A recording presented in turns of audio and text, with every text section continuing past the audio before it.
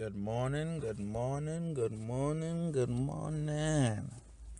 It's a great day, though it may be a little wet outside and gloomy. We're going to take the opportunity to still say thank you. I personally want to thank all my supporters who come through and are able to provide some insight, help me grow, and who appreciate the content. Of course, I appreciate all of you. I appreciate the thumbs up, the thumbs down. I appreciate the bad comments, the good comments.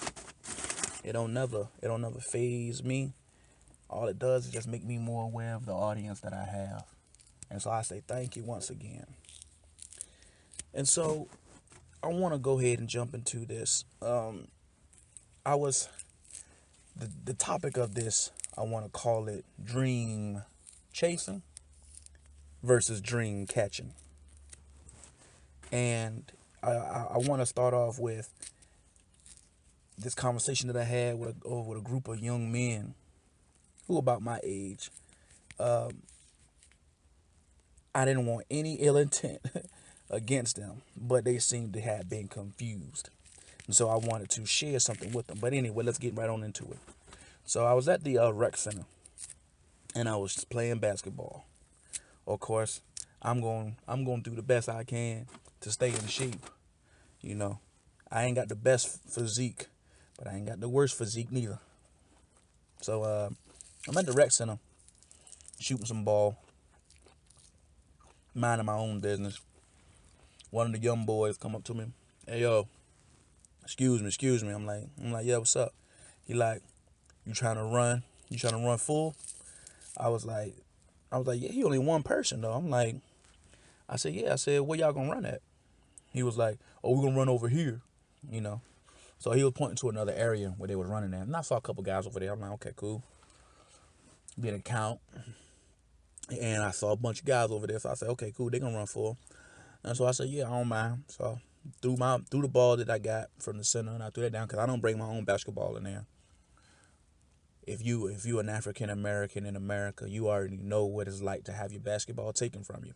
So I'm not the type of person that's gonna fall for something like that. I don't never take my basketball anywhere unless I'm at my own court at my crib.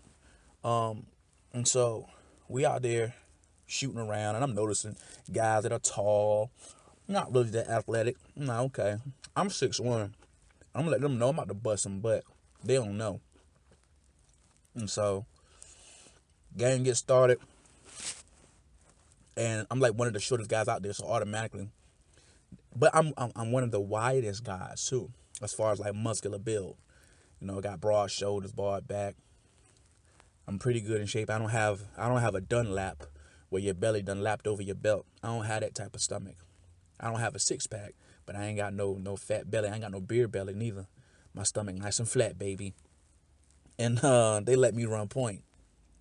But half the time I spent because once I ran point, I would bring the ball up, get about half court. Somebody would try to put some pressure on me. I would kick it off to somebody that was on. Then I'll run down to the post, and then I try to come back out. And some of the guys were like, man, stay in the post. So stay in the post. I'm like, bruh, I'm down here with guys that are 6'4" and 6'5". Yeah, right. What I look like standing 100 in the post? I probably could bang with them. I said, but I'm not Ben Wallace, I'm not 6'9" going up against guys that are 7 foot. I'm 6'1", 6 feet. I'm right in between there. And these guys clearly can just take their arms up and touch the rim. I got to jump and do all that. So anyway, I kept telling them, I said, look, man, I'm not going to keep staying out in the paint. I said, look, when you see me get open, because I like to do the Richard Hamilton.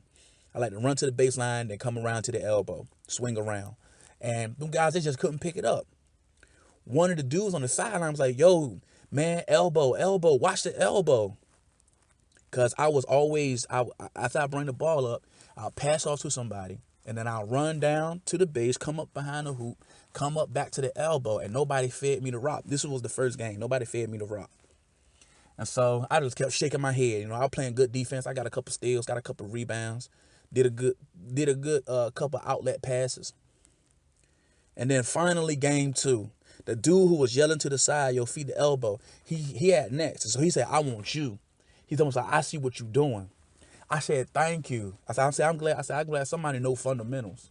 And so dudes is like, man, yo, you garbage, yo, you ain't scored no points. Granted, I didn't score any points the first game, right? Because they wouldn't feed me. I wasn't trying to score. I was trying to win. So second game, I said, okay, you know what? I'm about to shut these little homies up. They was like, yo, watch he not score any of the game. So I brought the ball up. Me and the dude was about the same height. So he said, I got you. He said, I know what you've been trying to do the whole time. He told me something. He said, you been trying to get to the elbow. I said, watch me. I said, it's gonna work right here. I said, when I come back up, feed me the rock, because my defender's not gonna be on me. Brought the ball up. It's the first play, I promise you. Brought the ball up. He was right there at half court. I waited till my defender or a defender to come up on me and try to guard me. I swung to my left. He kind of pressed off towards the three. I kicked the ball to him right and took off. Boom. Get underneath the hoop. He came down there, but he didn't come out of bounds like I did. He stood right there. And I lingered there for about 1 second, and I ran back up to the top. Came up to the elbow. He fed me the ball. Boot. Hit the shot. They was like, ooh. I said, I ain't say nothing. I just did like this. I looked to the side, and I just put my finger up over my lips like to tell him to be quiet. I said, shh. I said, watch. I'm going to score half the team points doing that right there. We got the ball back, rebound. He threw me the ball. I said, slow the tempo down. Did the same thing again. Boom. Hit the next shot. They was like, yo. I was like, and I looked over to the same guys. I said, fundamentals. And so we ended up winning the second game. And like I said, I scored half the team points. We was going to 12. I scored 7 points. I'm like, man, look. All you got to do is have fundamentals. I said, there's a difference between dream chasing and capturing your dream. One thing about it, most of these guys, they don't want to put in the work to do the fundamentals, but they want the reward. I said, listen, you can fight life all you want to. You can fight life all you want to. Keep fighting. Or you can flow right along with the current. And as long as you got a paddle and a boat, you'll end up in the right place. That's all you got to do. Don't try to fight life. Don't try to be like everybody else. Fight the same way they fought. Man, they not winning. They don't know how to ride the current. See, life is going one direction from the beginning to the end. Whether you end up on lane 1 or lane 2 depends on how you are steering your own boat, your own craft. So at the end of the game, dude was like, yo, you trying to run one more? Now, I'm not old. I'm 28. But I said, nah, man. I said, I'm not, I ain't in that type of shape. I ran 2 full courts. I said, but I ain't running a third. You got to give me a chance to sit down. And we ran nonstop. Ain't no timeouts, no substitutions. I said, nah, bro. I said, I'm done. Oh, man, come on, play, yo. Come on, play. I said, nah. I said, y'all didn't want to listen to me the first time. So I told the guy who was trying to get me to run on the squad, I said, you saw what I was doing, right? He said, yeah. I said, do the same thing. I said, watch y'all win. And I sat there and I watched, because I wanted to see if they was going to win. I ain't say the whole game. Because I got other stuff to do besides being at the rec center all day long. And the dude, he did exactly what I told him to do. And he was scoring, man. He was boom. He was hitting him. He was scoop. I was like, man. I said fundamentals, man. You got to learn your fundamentals.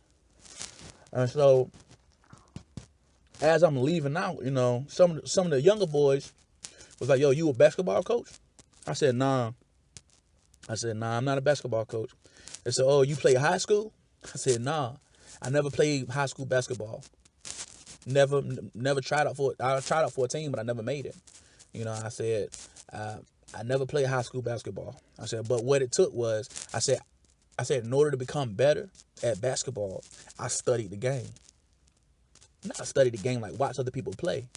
I studied the fundamentals of the game, and I played a lot of street ball. And so people couldn't understand while we was out at the playgrounds and stuff, where I would be the only person doing what I was doing as far as running out of bounds and then coming back into play, or running pick and rolls and things like that, or trying to run a triangle offense. Some of those guys didn't understand, but most of the guys who I play with, when we ever do go play, they'll call me like, "Yo, we need that elbow man." That's what they called me on the court, elbow man. And so, to get off the topic of just basketball, as far as just chasing a dream, you in order to become the best at what you're trying to become the best at, you got to study it, and you can't study it from on the court neither. You got to study it off the court.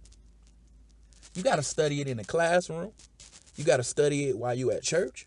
You got to study it while you in the courtroom trying to fight for your life. You got to study it while you in the bed trying to make love. You got to study it. If you're trying to become the best at something, you got to be on it all the time. It don't matter. I don't care what nobody got to say. Don't nobody get where they're trying to go accidentally. None of those NFL players woke up, put on a uniform, and landed on the team. They had to work for it. Nobody at that Fortune 500 company woke up, put a suit and tie on, went to an interview, and got the highest paid position at that job. Nobody. They had to do something along the way. No female, I don't care what you got to say, got to her position just by humping somebody. No, she didn't. She had to do something. She had to do something else. She had to do some sloppy knob or something. She just didn't walk onto the job. She had to do something. I'm just using an exaggerated example. But what I'm trying to say is, if you're going to chase a dream, don't just chase it. Focus on what you need to do to capture it. Because after a while, people are going to stop being entertained by it. Think about Wile E. Coyote. He never catches the Roadrunner. And guess what? Nobody watches it anymore. Because eventually they're like, we're tired of seeing him chase it. We want to see him actually get it. And in the episodes where he do get it, like episode of Family Guy, he ends up tearing that bird up. I'm just saying, it's a difference between chasing a dream and then having the tools to catch the dream. Stop chasing stuff. Set your goals, set your aspirations, mark them down so they can be achievable. But don't just sit here and make it seem as if, oh, I'm going to get it eventually. No. Stop thinking about it and go do it. Let me know what you think in the comment sections below. Always, I take suggestions. Hit me up on my email. I'll leave it in the description box. Don't forget to suggest, like, subscribe, thumbs up, thumbs down. As long as the message is being heard, it really doesn't matter to me. And you guys have a great day.